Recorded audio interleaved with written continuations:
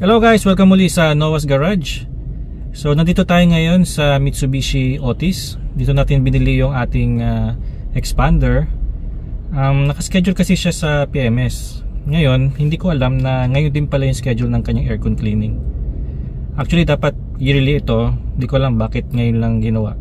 Ngayon lang gagawin itong aircon cleaning niya, no? So pakita ko lang sa inyo, share ko lang sa inyo kung paano ginagawa sa casa yung evaporator cleaning para may idea kayo. Yan, kasi 25 km ka pa, di ba? Yan oh, malinis pa siya. Pero mas maganda na din to na mi-maintain siya. Kaysa iano mo siya na may madumi na. Yun yung nagpo-cause ng ano corroded. Ini-sprayan siya ng chemical. Chemical po. Binabanlawan pa yan? Opo, yun yung pangbanlaw niya yung isa. Sinuksok lang sa ilalim ha? Opo.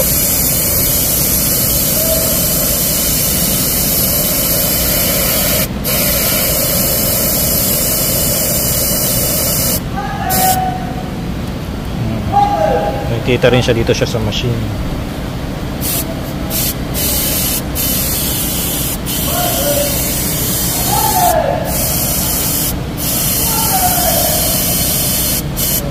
Anong tawag dyan sir sa ganyang klaseng cleaning?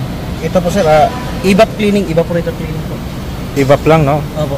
So hindi nililinis yung condenser, ano? Ay, kasama na din po yun pag nandun na ako sa ako naman na magdadala ng unit. Ipi-pressure wash ko pa rin yun. Pressure wash lang. Opo. Ganun naman talaga ng paglinis nun, no? Opo.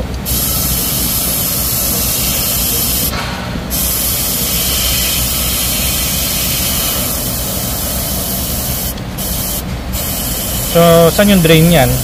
Sa ilalim po. Nandun, nakasala na yung ano doon. Kaya merong doon, timba. Kasi puputi po yung sahig nito sa chemical pag hindi mo sinasala.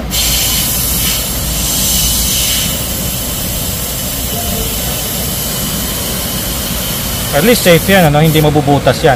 Opo, ingat-ingat lang din po. Pero may natin naman din po.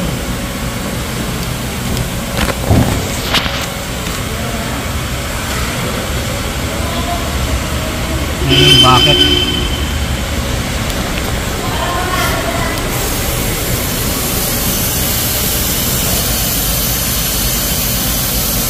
Mas maganda na din to sir na maintain mo sa mga cleaning. Kasi once na magtagal ka ng matagal ka magpapa-cleaning, itong evaporator na to, magkakaroon to ng corroded. Mabubutas eventually. Yun. Yung corroded yun yung kumakain sa sa evaporator. Pero pag ganito, nami-maintain siya, mas maiiwasan siya. Mas matagal ang niya. Yun yung nangyari sa Montero ko na butas yung evaporator. Okay. May unit ka din pala na iba? May Montero ko before. Ako lang ang naglilinis. Anong version niya sir? 2014. 2014. Gen 2. Gen 2 pa. Aircon technician ka ba sir? O mekaniko? Hindi naman, DIY lang. Mahilig magbuting-ting. Paano din to?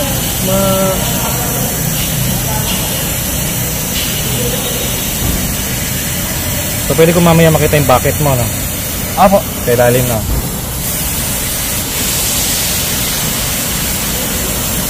Mabango siya, ha?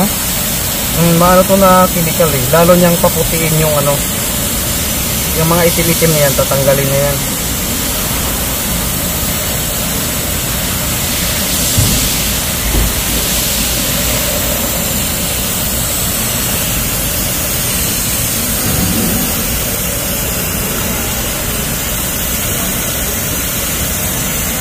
So pagkatapos niyan, mas malamig na siya. Ay, yung naman din sir, pwede yun, niya yung, kasi yung daloy ng nito sa galing ng pan, malakas na. Ibig sabihin, mabawasan yung odor. Opo, yung odor naman yung nito yun.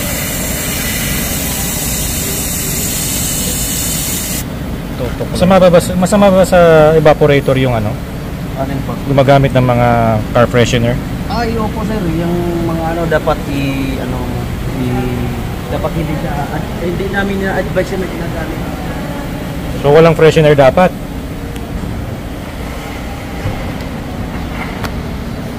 Sa ilalim lang. Sa ano lang yan, sa resistor block yan, hinuhugot lang yun. Nahugot mo lang yung resistor block? Ako para ano, doon siya idadaan yung ano.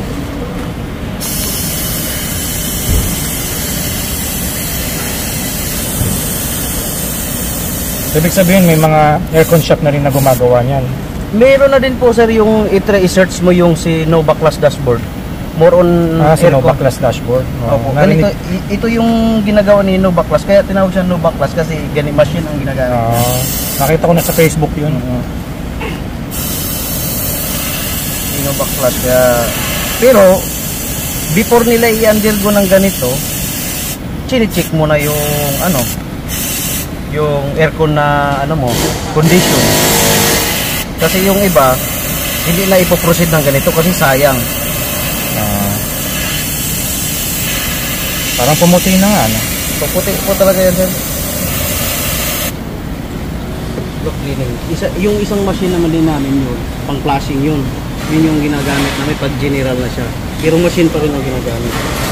General cleaning ng general, AC? Ako. Hanggang ngayon nung ipa-flashing mo yung system. Dalawang bote pala? Ito yung pang iba, ano, yung pang banlaw niya dun sa. Pang banlaw. Ito yung chemical kanina. Oo, yung chemical na.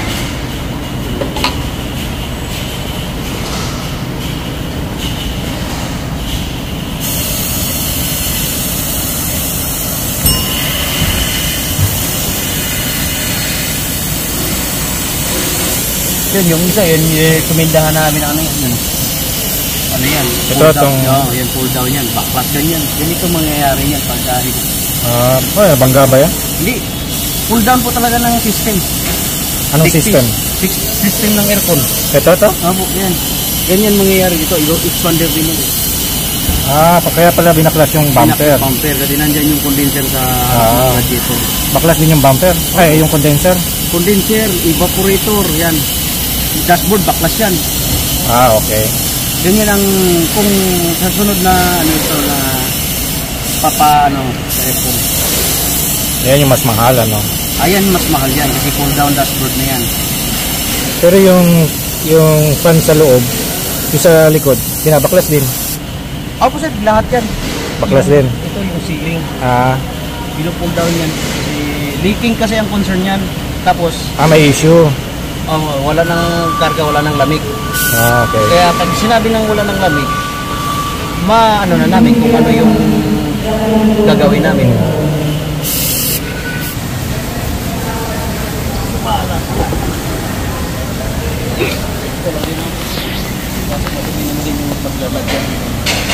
Hindi naman siya ano. Dumi lang yung. Alright guys, so ganun pala maglinis ng evaporator ang kasa. So sinusundot lang tapos sinisprayan ng chemical, ano, tapos binabanlawan din. So nakita naman natin, maayos naman, nalinis naman yung evaporator. Nakita rin natin yung drain nya, yung pinaka result ng cleaning. Okay naman, madumi naman talaga, nalinis siya. So okay yung serbisyo. Medyo may kamahalan nga lang ito, nasa 6,300 pesos yung binayaran ko. Pero kung gusto niyo yung more traditional, yung medyo masayalan na trabaho, yung backlash dashboard, backlash bumper, na talagang binabaklas yung evaporator at condenser, pwede naman, gumagawa rin ng kasa nun.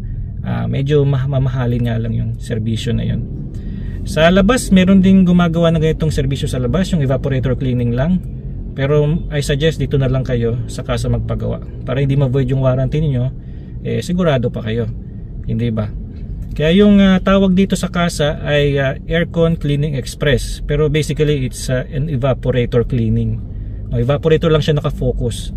Though itong paglilinis na ito, binugahan din yung condenser ng pressurized water. Hindi ko na pinakita yun kasi tubig lang naman yun. Binugahan lang yung condenser sa harap ng bumper. So hindi ko napapakita yun, kahit kayo kaya yung gawin yun, guys. So yun lang guys, no. So shinare ko lang para meron kayong kaunting kaalaman kung paano nagki-cleaning ng evaporator sa loob ng Mitsubishi na kasa. Okay, so salamat sa panonood. Mag-subscribe kayo sa Noah's Garage. Pasensya na, ngayon lang ulit ako nakapag-video. So sana kapit lang kayo, marami pa tayong video sa inaarap. Thank you.